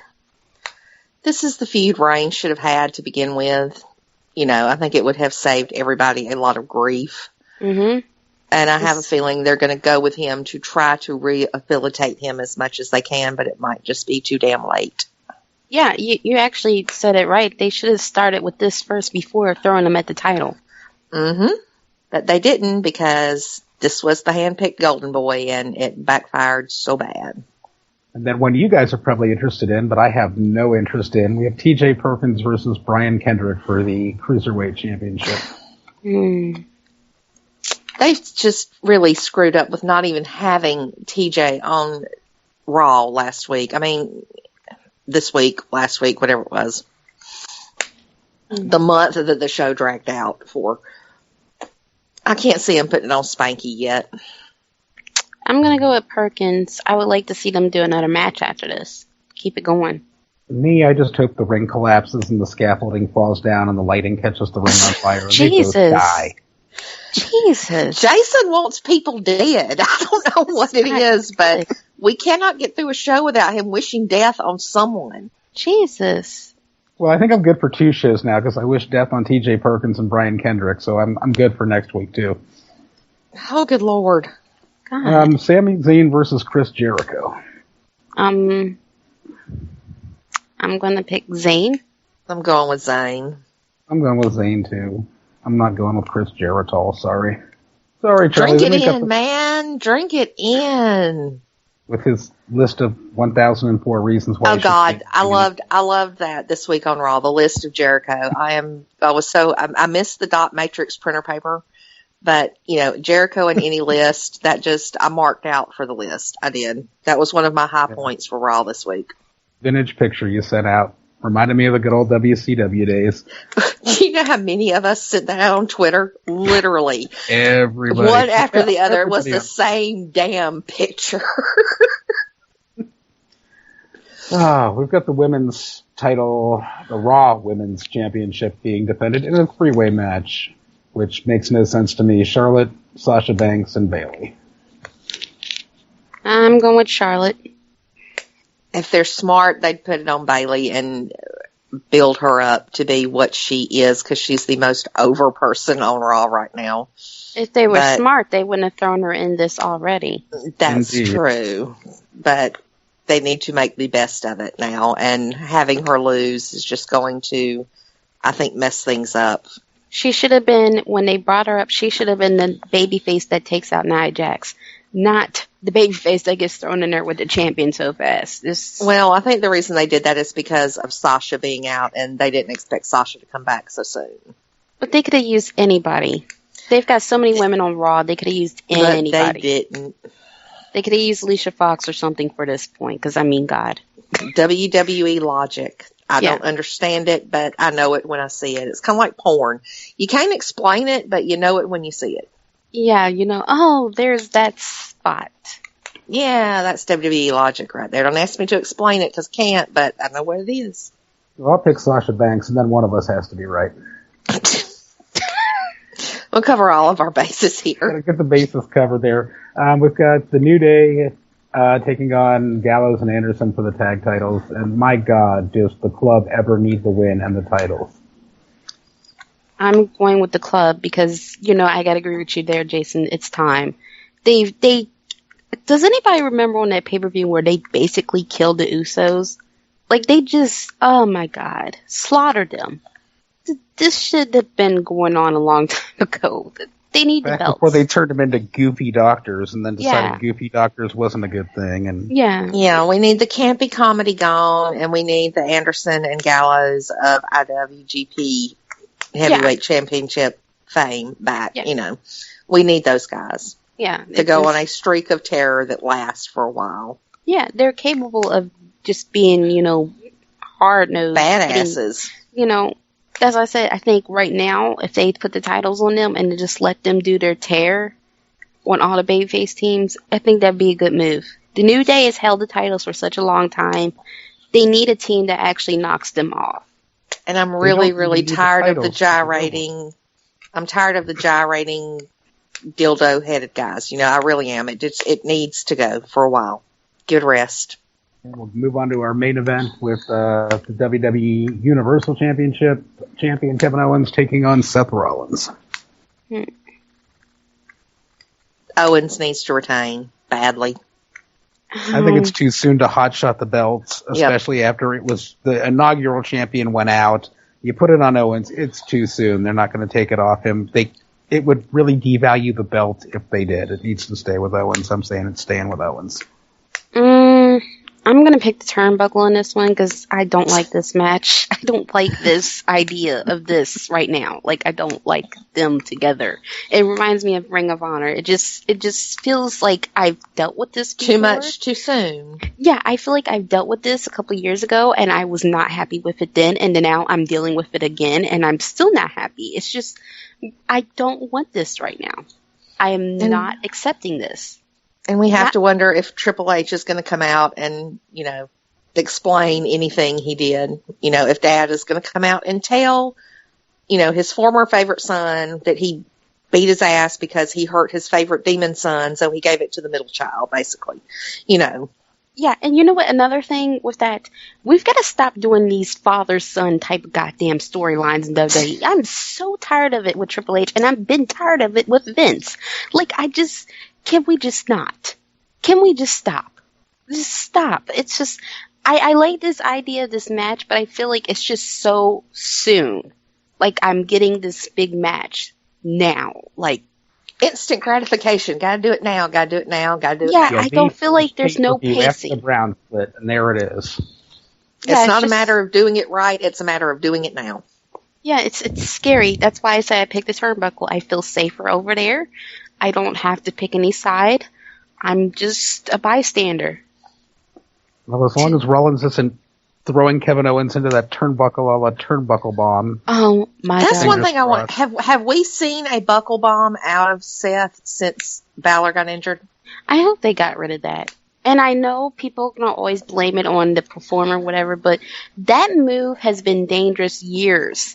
Long before Seth Rollins has been using it. And the reason why it is dangerous is because a lot of people gotten hurt from it. That move needs to go. Yes. I mean, come on. We put Sting on the shelf. Nobody was ready for Sting to go on the shelf yet. And he got on there. God damn. Rollins, when he was Tyler Black, hit Bryan Danielson with that move, collapsed the ring with it. Right. Nasty, horrible concussion to Danielson that probably sped up his retirement time and caused the situation we're in now. Yeah, it did it to Sting and retired Sting. Did it to Balor and hurt him. Tyler Black, Colby Lopez, Seth Rollins has enough moves in his arsenal. He does not need that move. There's not enough control from the person taking it nor the person giving it to warrant that move. There's too many variables, and you don't need it. We got to wrap this show up here. Our producer's telling us we're running long here. There's another show that's got to get in here, so let's get some cheap plugs out of the way. Ciara, anything you want to plug? Well, as always, you can find me on Twitter at CIARA92189, and that's a capital C, not a lowercase c, because I hate when that pops up in my mentions with a lowercase c. I am a noun, I'm a thing, I'm a person, I'm for real. Address me as that. Anything else? That's about it. I've got a big project coming up in the next couple of weeks, and once I get everything together, I'll let Kev and Stevie and everybody else know. All right. Abby, anything you'd like to plug? You can find me at Top Rope Press, Angry Marks, on Twitter at Abby A. I will plug New Japan World, as always, the best 999 yen you can spend a month. We will be live tweeting Destruction come Sunday morning at 3 a.m. Eastern, like the crazy people we are. And 999 yen is approximately $9.92. I know it's getting up there. It's getting up there, but it's still less than $10, still cheaper than the WWE network. And more than worth it. I will plug New Japan World as well. I'm on Twitter at Great Sudoku. I'll plug Angry Marks, and last but not least, our tireless, thankless producer, Killa Kev. A round of applause for you, sir. And before we get going, I just want to pop in with a plug real quick. This is kind of going to be on a little bit of a down note. I got word from Star Maker Kenny Bolin a couple of days ago. Former WWE star Rico Constantino is in bad health. He's been in bad health for several months, and he's under care of his ex-wife right now, who has reached out and has pretty much been his only support. Eventually, word has gotten out, and Kenny has helped to try to set up some relief for him. If anybody is interested in donating even just a few dollars to help him, if you have a PayPal account, you can donate money at WWE Rico Constantino. That's COSTANTINO at gmail.com. If you don't have a PayPal account to donate to, you can find Kenny Starmaker Bolin on Facebook. And if you would like to arrange something, he can send you an invoice to your email address you can use your credit or debit card to bill to for that, to help out with some of these funds. Did they start a GoFundMe today for that? No. As a matter of fact, they didn't? No. As a matter of fact, they are warning that there are 2 different GoFundMe accounts that have been set up. Because I've seen those earlier. Yeah, I did too. Yeah, those were not set up by Rico or his ex-wife Linda or Kenny. They don't know who set those up. They don't know what any of the intentions are. So they're saying for right now, don't do it. If you want to do it, go through Kenny Bolin. You know, he's a friend of the Angry Marks Network. We can trust him for sure. Or you can send the money directly to Rico's PayPal account to do that as well. From what I understand right now, there's not any plans to set up a PayPal account, at least until they sort out what these or there's no plans to set up a GoFundMe account, at least until they figure out what's happening with these other 2 accounts. People are just fuckers that way. I mean, yeah. Well, I mean, we don't know if it's a scam. We don't know if it's well-meaning people just trying to, help things along. We don't know, but as far as anybody absolutely knows, there's no relation between them and Rico, so it's suspect for now, for sure. Jesus. And I saw both of those earlier, and I said, why is there 2? It didn't really click or register for me, but that's just crazy. But a lot of people do that now. They just go out their way to make a GoFundMe account, and a lot of times it's not necessarily to help the person that they're trying to get benefits for. Yep, exactly. And one of the good things, of course, that if you have a PayPal account or if you have